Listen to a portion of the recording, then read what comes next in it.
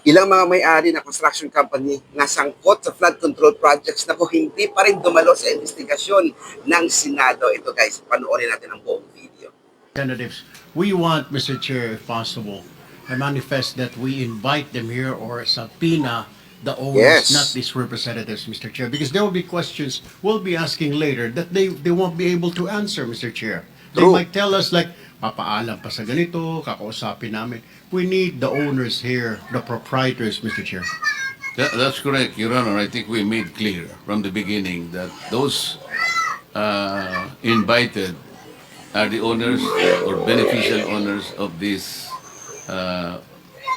initial 15 construction companies. Although they are not limited to 15, 15, no? I suppose. So kung kayo po ang dumating, representative lang kayo, sana meron kayong daladala na dokumento na kayo ay makapagsasalita in their behalf na ang sasabihin nyo will bind the company. Okay din sa amin yun. Pero kung wala kayong ganon, pasensya na po, ang kailangan dito talaga ay yung may-ari Yes. na talagang sasagot sa mga tanong namin.